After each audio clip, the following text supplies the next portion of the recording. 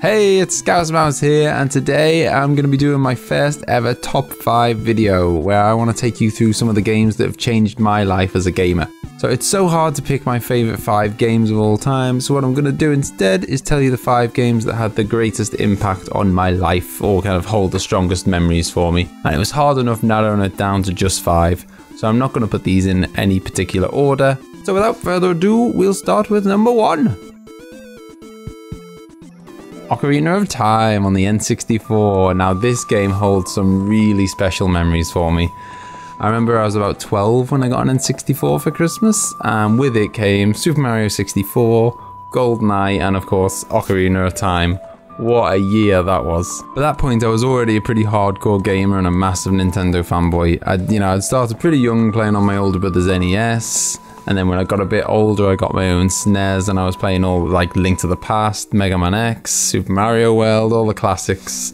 But all during that time, I'd never really kind of followed the gaming industry or kept up to date with what was being released and whatnot. Ocarina of Time changed all that though. I'm not quite sure how I heard about it, but once I did, I just tried to kind of absorb as much information as I possibly could. There was no internet back then.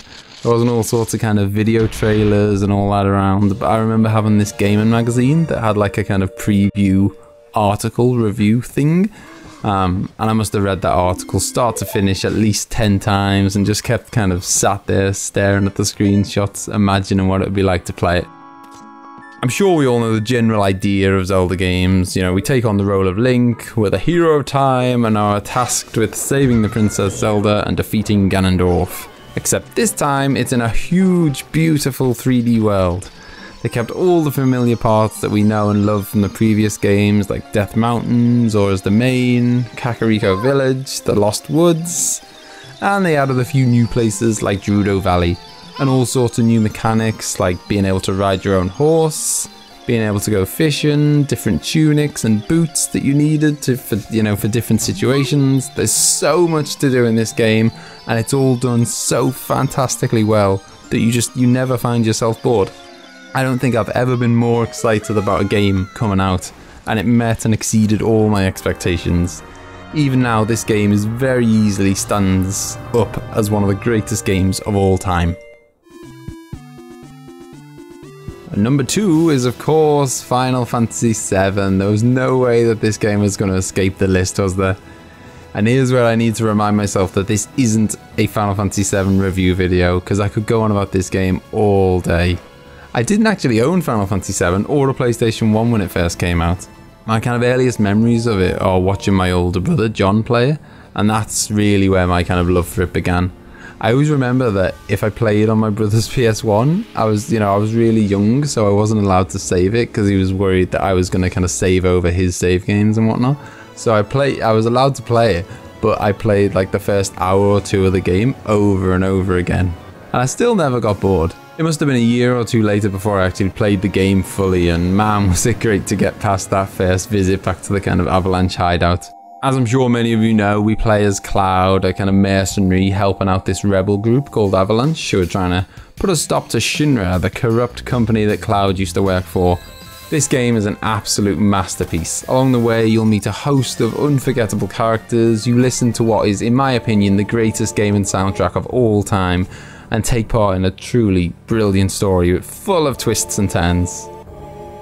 This game really was groundbreaking when it was released. The sheer scale of the game, cutscenes like nothing that I'd ever seen before, a world so large that it needed to be spread over 3 discs. They created such an enormous open world to explore, filled with so many side quests, minigames and optional missions.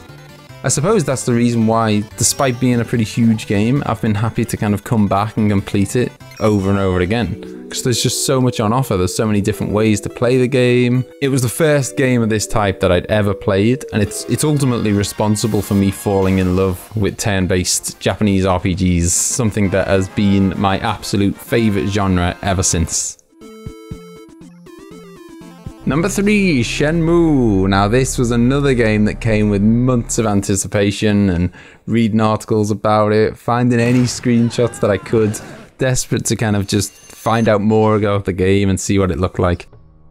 I remember getting it on Christmas Day and I completed it by the following night.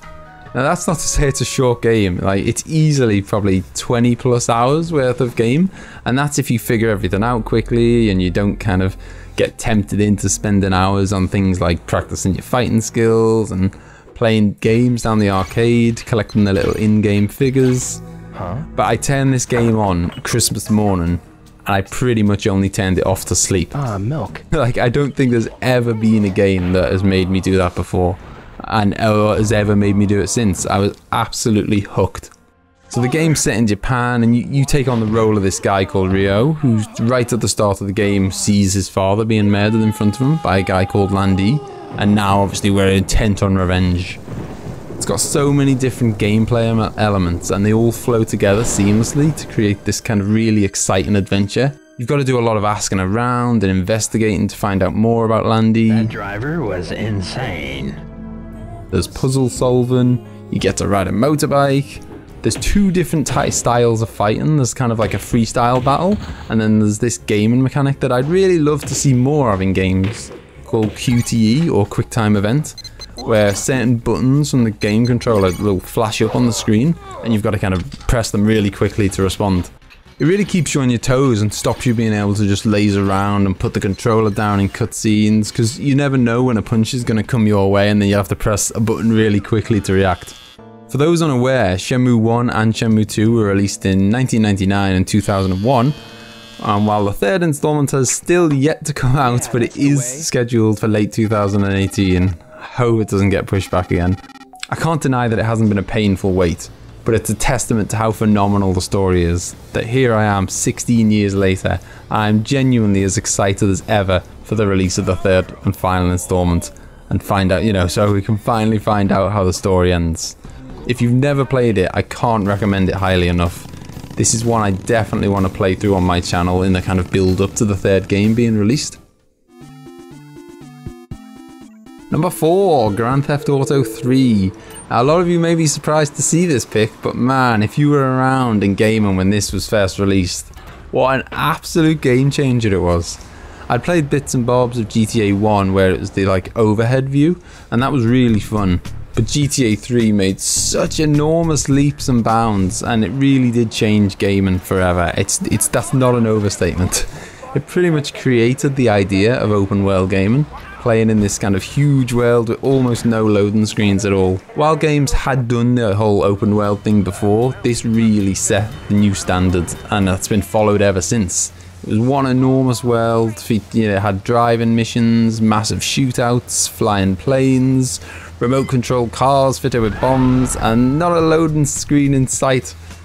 It was jam-packed with memorable characters, all with really good voice acting, people like the mob boss Tony Cipriani, our trouble-causing girlfriend Maria, and of course everyone remembers Laszlo from Talk Radio, the funniest radio DJ ever. It all felt so real. It genuinely felt like you were working your way up the ranks of the mob and you could do whatever you wanted. There was so much variety. You could muck around doing stunt jumps off ramps, collect hidden packages, go on all sorts of different timed rampages. You could be a taxi driver, paramedic, a firefighter, a vigilante. It was the beginning of games where there was so much to do that you often forgot to carry on with the main storyline.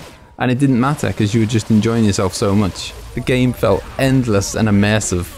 For me, this and Vice City are the best and the most fun in the GTA series, even though some of the kind of more modern games have more features. I don't think they ever recaptured the fun of GTA 3 and Vice City. Number 5, Starcraft. So we're finishing off with another kind of potentially unexpected pick here, because I've never really mentioned too much on the channel or played any real-time strategy games, but I absolutely love them. Command & Conquer, Red Alert, Civilization, Settlers, I absolutely love them, and there's probably no other game type that I played more as a kind of young teenager. But Starcraft is where it all began for me, and it was my other brother David that introduced me to this one after he'd started playing it with his mates at university. It's also the game that holds the title of being the first game I ever played online. Oh, the fond memories of having played the single player campaign tons, thinking that I was a beast at the game, and then going online and getting absolutely battered. One thing I do remember though was the community seemed really welcoming. I can remember a few times where I'd be playing kind of 2v2 matches online and I was clearly the noob, and my partner would be like helping me in chat, giving me lots of tips, rather than just insulting me for being terrible. It's also the first game I'd ever heard of that was taken really seriously as like a competitive game. It's got proper world championships and stuff. If you haven't seen videos of Starcraft World Championships, you've got to check it out on YouTube. They're like these huge stadium events with people watching on huge TVs. And obviously it's unreal how good they are. So it includes all of the classic real-time strategy mechanics, you know, mining for resources, base building, army building, attacking. But what makes StarCraft so brilliant, in my opinion, is having 3 totally different races that you can control that are all perfectly balanced. So you can either be the Terran, which is kind of like the human race, Zerg, which are kind of like an insectoid alien race, or the Protoss, a very advanced humanoid race. Each race has got its own campaign mode, so it is effectively like 3 games in one almost, as well as having totally unique set of units, buildings, upgrades, and the real beauty of the game is that all of the races have been designed perfectly so that no one has an advantage over any other. So for every strength that a race has, the other 2 will always have something to counter it. For me, it's the perfect real-time strategy game. I've never played better, and if you like these kind of games, it's an absolute must-play. So there you are, those are my top 5 games that have impacted my gaming life and influenced the games that I love today. Maybe one day we can get a chance to play all of them on the channel. So what did you think of my list? How many of them have you played, and what games would you have included in your top 5? Thank you for taking the time to watch this video. Do leave a thumbs up if you enjoyed it, and I will see you next time. Thanks for watching. Bye bye. I'd started a pretty young... Go on. Start again, sorry.